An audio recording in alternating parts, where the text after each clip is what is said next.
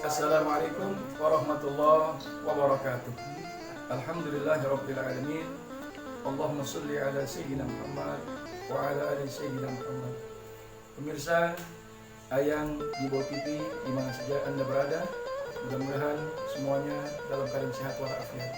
Berjumpa kembali bersama Al-Fakir Jaka Geluduk. Di kesempatan kali ini alhamdulillah kita membahas tentang keutamaan orang yang membaca Al-Quran. Baginda Nabi kita Muhammad SAW bersabda dalam sebuah hadisnya, khairukum man ta'allama Al-Quran wa 'allamahu. Sebaik-baik kalian adalah orang yang belajar Al-Quran, mengamalkan Al-Quran dan mengamalkan Al-Quran.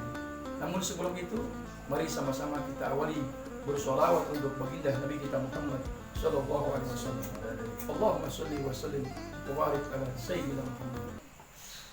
Allahumma shalli ala sayyidina Muhammad wa asghi li zalimin bizalimin.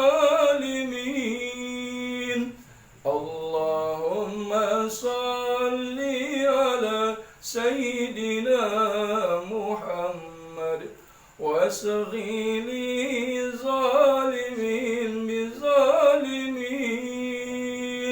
wa akhrijna min bainihim salimin wa ala alihi wa sahbihi ajma'in. Pemirsa yang dirahmati Allah Subhanahu wa taala, para penggemar, pecinta Ayang di Ibo TV di mana saja Anda berada, sesuai dengan tema kita yaitu tentang orang yang mengamalkan Al-Quran.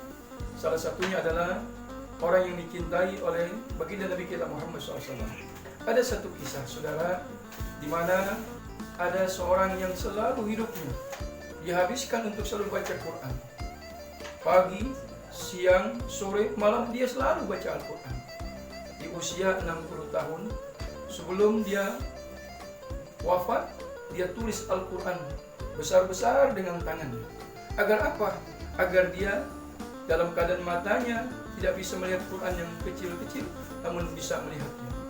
Ditulislah Quran itu besar-besar, maka tatkala Quran itu jadi dibuat dengan besar-besar, maka tak lama kemudian orang tersebut matanya buta. Di akhir hayatnya, saudara hadirin yang di bawah TV di mana saja Anda berada, kemudian dia berwasiat kepada anaknya, "Wahai anakku, kalau seandainya ayahmu ini meninggal dunia, maka Quran yang aku tulis ini kuburkan di samping saya punya jenazah." Rupanya saudara, Allah Ta'ala cinta. Allah Ta'ala panggil orang tersebut menghadap Allah Subhanahu wa Ta'ala. Akhirnya wasiat sang ayah dikabulkan oleh sang anak. Dikuburlah ini Quran di sampingnya. 1 tahun saudara berlalu. Setelah sang ayah meninggal dunia, anaknya berangkat ibadah haji. Mekah, Madinah sudah dilaksanakan ibadah haji. Si anak muda ini rupanya berjalan-jalan pergi ke salah satu toko-toko kitab. Dilihatlah bermacam-macam kitab. Dilihatlah bermacam-macam Al-Quran. Subhanallah, saudara hadirin, pemirsa Ayang di Ibo TV di mana saja Anda berada, rupanya ada satu Quran yang persis dengan tulisan ayahnya. Dia bertanya, "Wahai Tuhan, engkau dapat Quran ini dari mana?" Apa kata penjual? "Saya mendapatkannya, membelinya dari seorang penggali kubur." Di mana tempatnya orang tersebut? Di dekat makam Baqi. "Boleh antarkan saya, Tuhan?" Diantarkanlah orang tersebut. Sampai di sana ditanya, "Wahai pemuda, engkau dapat Quran di mana?" "Saya pas menggali salah satu kubur." "Coba engkau gali kubur ini." Saudara hadirin, inilah kisah yang luar biasa. Ternyata begitu makamnya digali, itu percis terlihat jasad ayahnya. Subhanallah, dia katakan, "Wahai Tuhan, ini jasad saya punya ayah." Tahukah kita, ini orang-orang Turki, mengapa kuburnya bisa pindah ke kota Madinah? Orang Turki, saudara, bukan orang Madinah. Dia tinggal di Turki, tapi makamnya bisa pindah di kota Baqi di Madinah. Itu artinya orang yang baca Al-Quran, saudara, orang yang cinta dengan baca Quran akan berjumpa bersanding dengan Nabi kita Muhammad SAW.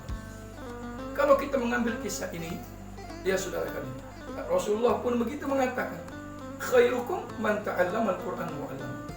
Sebaik-baik kita, bukan artinya sebaik-baik orang yang punya jabatan tinggi, bukan.